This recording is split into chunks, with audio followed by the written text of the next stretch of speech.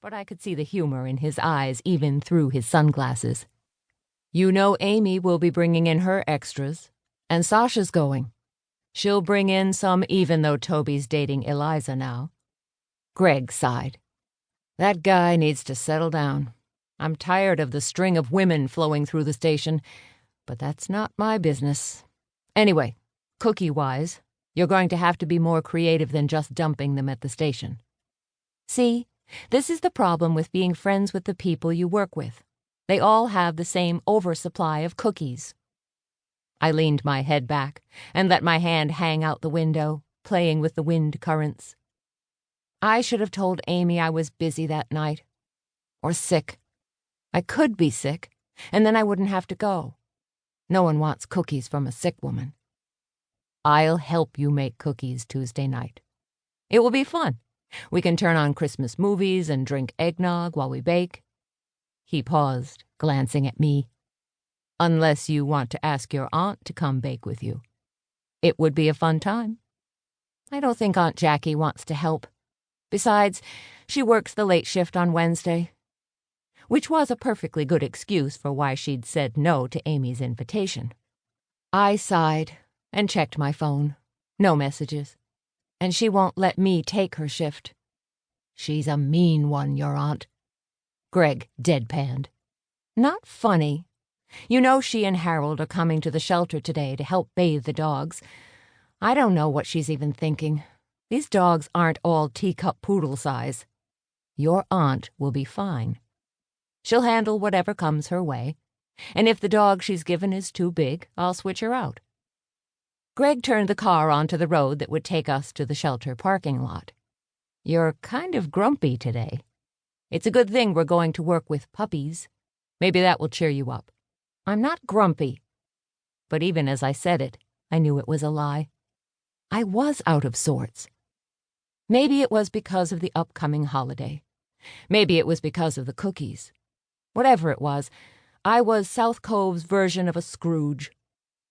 I took a deep breath and sent the bad juju out of my body with my breath. The positive mantra trick was one of Amy's suggestions. She was way into the California New Age lifestyle, as long as it didn't affect her surfing obsession. I believed that a bad mood happened and it never hurt anyone.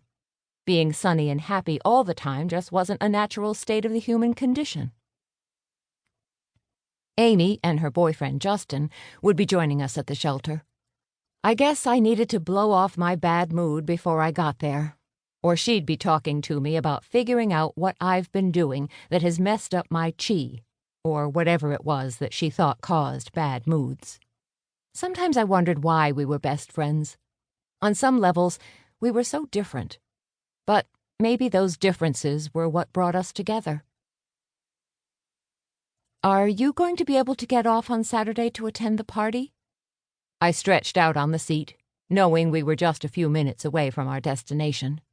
My Jeep was roomy, but Greg's truck cab was crazy comfortable. "I should be there, unless something goes crazy at the station. You know how things can pop up." He pulled off the highway and onto the road that would take us directly to the shelter on the edge of town. "We haven't had a dead body pop up in South Cove for a while." Greg shook his head. "You know I deal with more than just murder in my job, right?" As we drove through town, I watched out the window as we passed by the streets. A few blocks in, a Santa stood on the street corner. Dressed in the traditional red suit with padding, he looked the part. He had to be sweating buckets. But as we passed by, he waved at the truck.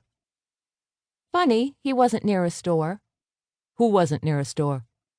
Greg glanced toward my side of the street. I turned around and looked behind us. Now I didn't see him at all. Could he have gotten into a car that quickly? Don't tell me you didn't see the guy dressed as Santa back there.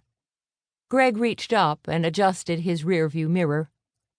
I don't see him now, either. I know. That's kind of weird, right? Or maybe you just have too much Christmas stress on your brain. Loosen up and let's have fun this afternoon. No visions of Santa until the actual day. He parked the truck in the front parking lot at the brightly painted building.